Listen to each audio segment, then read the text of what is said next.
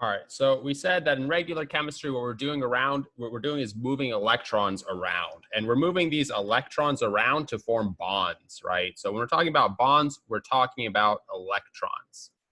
And we can have a different number of types of bonds depending on what kind of elements we have. So we have our periodic table up here.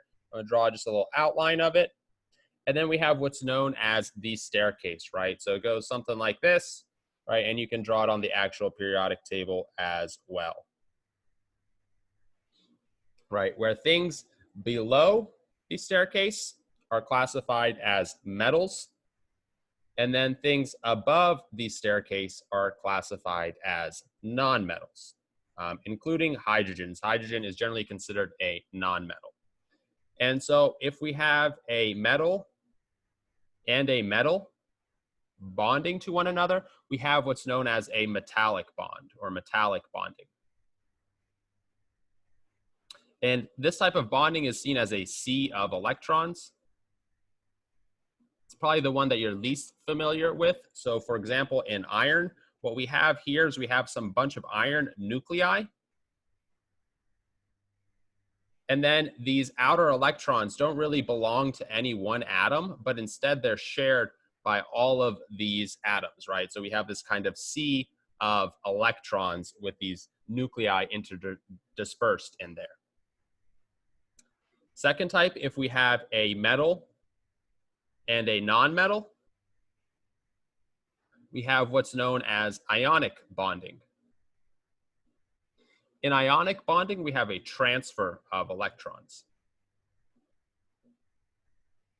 So for example, if we combine sodium, a metal, with chlorine, a nonmetal, one of the electrons from sodium will go on to the chlorine, right? It will be transferred, and then we'll be left with ions. We'll be left with a positive sodium and a negative chlorine or chloride, right? We have a complete transfer of electrons.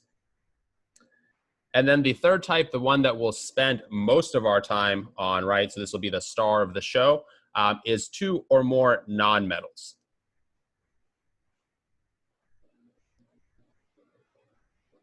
And so when we have two or more nonmetals, we say they have covalent bonding.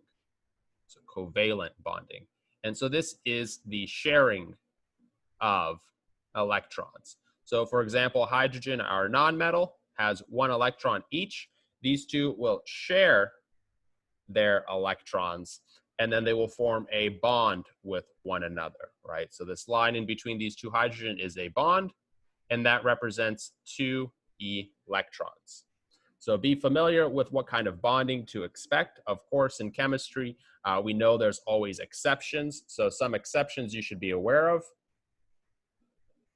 is that aluminum and beryllium, although they're metals, they tend to form covalent bonds.